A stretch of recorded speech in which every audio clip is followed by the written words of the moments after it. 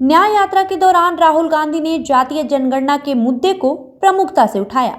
जिस जातीय जनगणना की राहुल बात कर रहे हैं उसमें सामाजिक के साथ साथ आर्थिक समाधान भी है। इस जनगणना से न केवल लोग अपनी भागीदारी जान सकेंगे बल्कि उस भागीदारी के हिसाब से लोग मुख्य धारा में जुड़कर उस रेस में शामिल होंगे जिससे देश तेजी से आगे बढ़ेगा।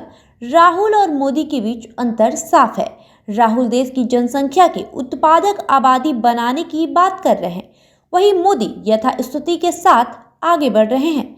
राहुल दूरदर्शी सोच का परिचय दे रहे हैं तो मोदी चंद पूंजीपतियों के साथ ही आगे बढ़ने की मंशा में है।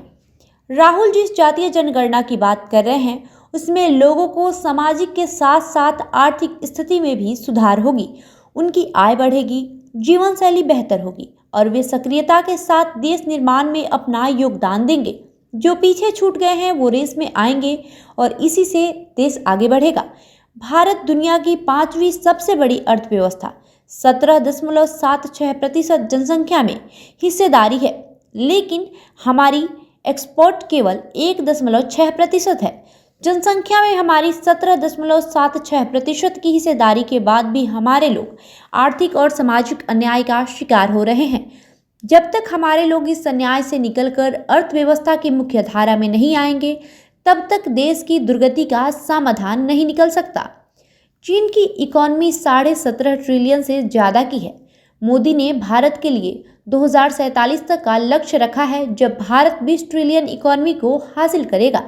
अभी भारत की अर्थव्यवस्था 3.5 ट्रिलियन की है। ऐसे में जब तक गणना के आधार पर भागीदारी का पता नहीं चलेगा तब तक भारत चीन की अर्थव्यवस्था के आसपास भी नहीं पहुंच सकता। राहुल के इस जातीय जनगणना से देश के पिछड़े, दलित, आदिवासी और गरीब जनरल कास्ट की जनता को उनकी भागीदारी का ज्ञात होगा। भागीदारी के हिसाब से व्यवस्था तैयार होगी और हमारा देश उत्पादक देश के रूप में उभरेगा। उत्पादक देश बनने के लिए हर वर्ग, हर जाति का विकास होना आवश्यक है। जातीय जनगणना के होने से भागीदारी का पता चलेगा। हर सेक्टर में पिछड़े, दलित, आदिवासी और गरीब जनरल कास्ट के लोग निर्णायक भूमिका अदा करते हुए आगे आएंगे।